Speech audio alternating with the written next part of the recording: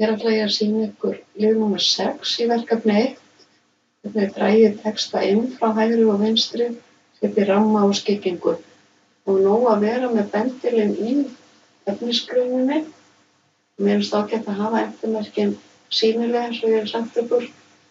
Sjá hérna endurmerkin, þannig að ef ég er hér, þá tekur þetta gildi frá þessu endurmerki og hingað, ekki á annan texta.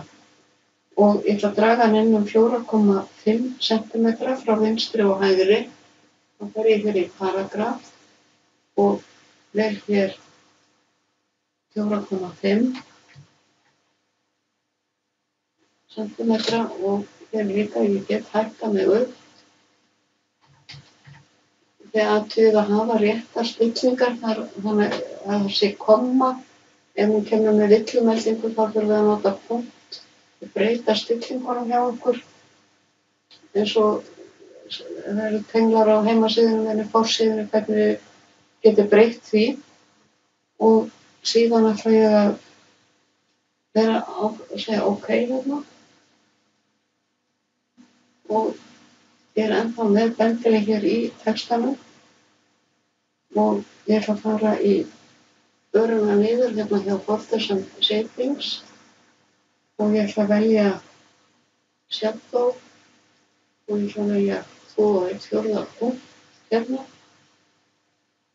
og hafa 6 punkta inn í rammanum, það er að segja frá texta að ramma. Og smelli ég hér á options og skrifa 6 alls staðar hér. Þetta er fljótlegra að hækka sem því að smelli öruna, hérna ætla ég að skrifa þetta.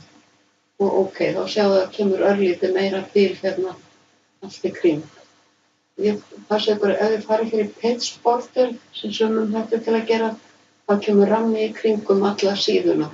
Þannig að þið setjið bara hérna í borders ramman í kringum efnisgreinina, paragraf, þá bara við efnisgreinina. Og hérna í shading, þá veljum við skyggingu hérna í fill og við skulum velja einhverja ljósa skyggingu, ekki mjög dökka. Þegar það er erfitt að lesa ef það er mjög dökkur bakgrunnur og OK. Og síðan þarf ég að velja allan textan hér og ég ætla að breyta í 10 punkta letur og skálletrum. Það kemur þetta svona. Og ég ætla að vista.